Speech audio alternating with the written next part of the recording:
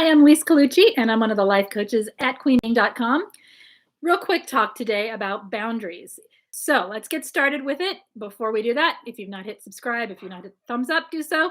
And let's just talk real quick. This is going to be a short video about boundaries and narcissists. So first off, it benefits the narcissist when you don't have boundaries. Why? Because then they can walk all over you.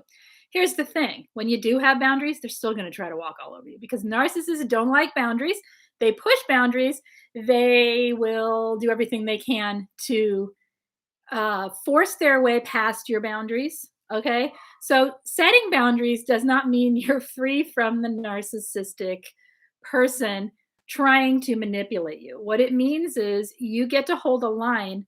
And when that line is crossed, you get to place another line over and over and over when they're in your life. However, what it means for you is that there is a line and that you can hopefully in the rest of your life, when you're not dealing with them, in the moments when you're free from them, let it go and know you place that boundary and that it's in place and that you can go on and not be continually being stepped on by the narcissistic person. Okay. So there's two things with boundaries. One is the boundaries you place with a narcissist, and the other one is the boundaries you place with yourself because you have a narcissist in your life. For instance, a boundary with oneself might be, I will not go on and think about and ruminate about this narcissistic person longer than X amount of minutes per day or X amount of hours per day or whatever it is that needs to be done in order for you to process what you're going through and what you've been through and the trauma that you're feeling from this person. And that boundary with yourself can be really useful. It is not an easy thing. We're going to talk about self-care more in other videos, but for right now, just knowing that that is an option and that it is a possibility and that it's in the ways that we learn to stop the ruminating, the ways that we learn to contain what's happening when we are low contact or when we have a narcissist in our life so that we can also have a life for ourselves at the same time. Okay. Not easy, like I said, but it is possible for on some levels and for depending on your situation, of course, right? So that's a boundary one might place with oneself. Another boundary with oneself might be the time given to low contact. That's a boundary both for them and for you. You set it with yourself first. I only have 10 minutes a week to talk to my narcissistic mother or father, period. Okay, then you place that boundary with them. Of course, they're going to push it. You don't visit enough. You don't, guilt, guilt, guilt. Because you've placed it with yourself for your own well-being, it then translates a little bit stronger and firmer when you feel the guilt and the sting of the shame that they're giving you, and you can use your mind to weigh what's actually going on. I'm being guilted. Why should I feel it's quiet, assuming everyone's out drinking? Maybe, I don't know. It's quiet because I didn't announce this and I just came on impromptu to talk about boundaries. Hey guys. So excuse me, I've got like no voice left today already. So we can talk up here. So boundaries one might place with a narcissist is anything and everything in the middle that is a term by which you will engage. A term by which you will engage with that narcissist. It may be no contact. I don't want to engage anymore with you. That is my boundary. Period. Stop trying to hoover me. I don't want it, right? So and that boundary, of course, they're going to push on it, but what do? You just keep. So another boundary might be in communication with a narcissist. You say you're low contact with a narcissist. An example of a low boundary communication-wise might be, we only text through a parenting app, or we only message through a parenting app, or we only message through email, period. Your boundary with yourself might be, I only read those and I read them, scan them for emergency, but I only deal with them for emergencies, say you have a kid or something, but I only deal with them between the hours of hint and hint on this day and this day. The rest of the days I am free from this person. I will get to them when I get to them. Business, right? That's the boundary you set with yourself. You set it with them and you tell them, they're just going to keep pushing. They're going to, if they know your boundary is that you only will reply from like 7 to 9 p.m. on a Wednesday, they're going to text you Thursday. They're going to message you Thursday. They're going to try and call. They're going to do everything, they're going to push the boundary. It's okay. The boundary's there. You just stick with it. You just stick with it. Even if you're guilty, what they're going to do in a low contact situation often is you'll place a boundary.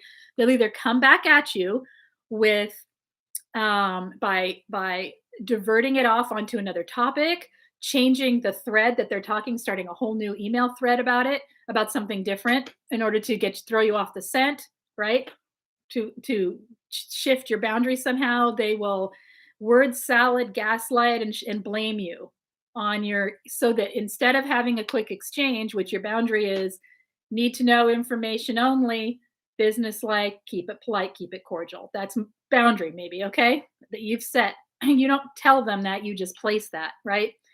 And they are going to do everything they can because they'll see this short communication and they'll want to gain supply from you. They'll want to provoke you. They want to make you look crazy. And so they push your boundaries. And so the way you deal with it, you read through the word salad, you read through all the drama, you read through all the accusations for the actual answer that's needed. If there is one, if there's not, done, boundary, choom. If there is, you pull it out, you reply to that one piece. Yes, I'll be there Thursday at 2 p.m. Ignore all the name calling, ignore all the blaming, ignore. So learning to gray rock is placing a boundary. Does that make sense? Learning to gray rock and handle them in a low contact way is placing a boundary. They're going to push it. Why do they push it? Because they aren't in control. They aren't in control. They want to control. They want your supply.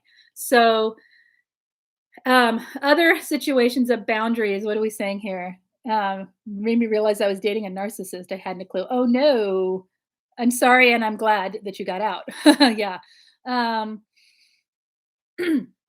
Okay. So another boundary might be, you guys hit me up. What are some boundaries of those of you who are in chat? What are some boundaries that you try to place that get pushed, or where do you feel like you should be placing boundaries? It's usually what I hear. It's in contact and it's in engagement.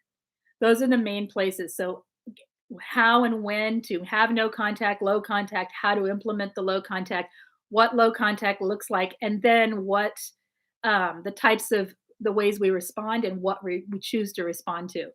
They may have they'll push a boundary about interfering in your business. Maybe you have a mother who's a narcissist, or a father. Mothers do this a lot, where they want to know all your business. Well, you're allowed to have a boundary. So it's what we say, the information we give. Maybe we have a boundary about that. They're going to keep pushing. You got to stop caring. If you don't care that someone's pushing on your boundary, then the boundary sticks. If you care okay, here's the thing. If you fall into the trap, if you fall into the manipulation, happens. Totally normal. And your boundary might slip. Always. This happens a lot. It's almost impossible. I would say not almost. It's very, very difficult to maintain a low contact relationship with a narcissistic person, or be in a relationship with one full blown, and maintain your boundaries. You're going to slip. They're going to push past. It's going to happen. Don't get mad at yourself. Just reassert a boundary. Start over. It's no different than tripping, like a little kid learning to walk, tripping, falling, standing back up, and keep on going. All right. Every now and then you get a bump and a bruise with it from emotionally. All right. So get up, keep on going. Don't beat yourself up. Just keep placing those boundaries. As you get good at it, it gets easier. They don't like it. The more you place, the harder they push. That's okay. You just keep placing them. You know what I mean? At work, we only talk business, nothing personal. Just keep nothing personal. That could be a boundary. It doesn't matter what the boundary is. They're difficult to place with narcissistic people. That's my point, right? And also, we've been trained, if we were raised in a situation where we were raised to be people pleasers, or raised to not have boundaries, to not know what they are, to not be able to place them. It's really difficult to even feel like you know what they are or how to do it. So it's anything that you deem good for your life and your communication with another person that is keeping the relationship on the basis of which the terms by which you're able to engage, right? That's one form of a boundary. Now, a narcissist will say they're placing a boundary with you. If you use that word with them too much, or even if they just are the type that like to throw words at you, they'll say they're placing a boundary with you while they're criticizing, ridiculing, and telling you what to do. That is not a boundary, that's a command. Okay? That's not a boundary. Um, so understand when just because someone says I'm placing a boundary doesn't mean they are, especially if they're narcissistic, right? Okay. Let's see. What are we saying here? Okay, you guys are talking. That's okay. No questions. Okay, if there's any questions, you guys, I'm gonna head out here in just a minute. This was a real quick live about boundaries, and that's it for today. And I will be back next week with more. I just wanted to check in because I haven't talked about this enough lately. So if you're watching this and you have questions about boundaries, I would like to do a more in-depth talk about how to place boundaries, what boundaries are, and all of that as it pertains to dealing with a narcissist. Hit me up in the main comments of the video with questions or anything related to boundaries, okay? And I will add them to a video. Anything that you need, anything that even situations in your life and how do I deal with it, I'm happy to help. Um,